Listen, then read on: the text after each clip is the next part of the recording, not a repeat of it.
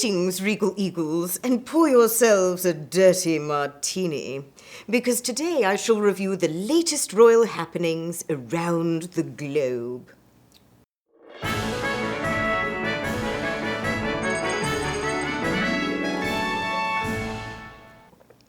Let us begin with state visits. First up, Sweden, tightening bonds with Canada.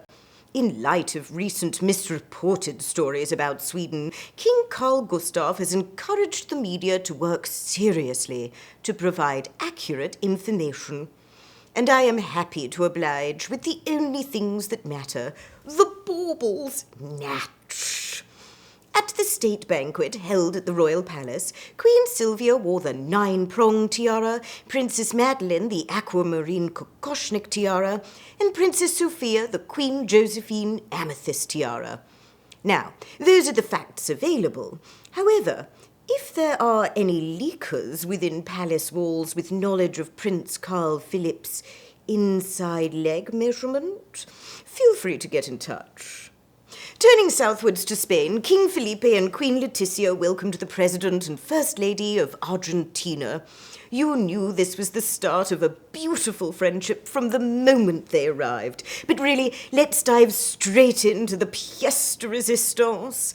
Queen Letizia's first outing of the fleur-de-lis tiara, also known as La Buena, the good one.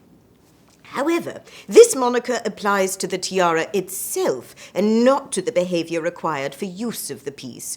It is reserved for the exclusive use of the Queen and cannot be loaned to, say, dear friends who send the perfect anniversary gift year after year.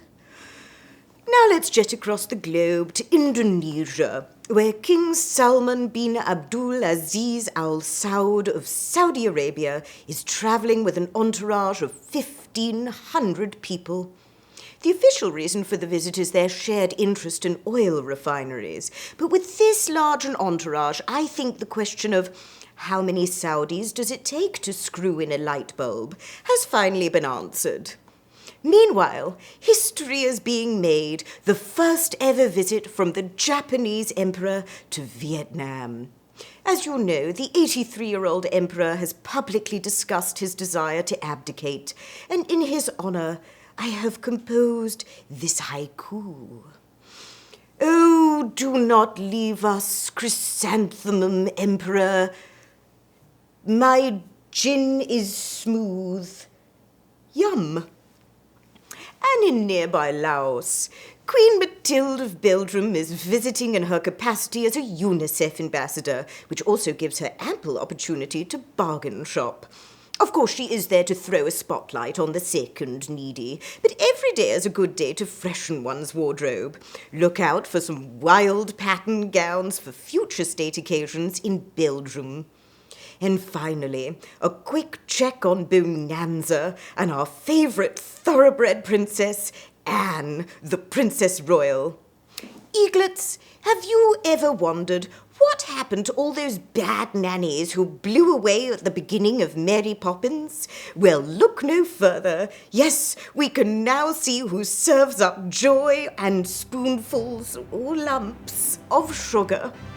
Until next time, my eaglets, subscribe on YouTube, like on Facebook, and stay resplendent.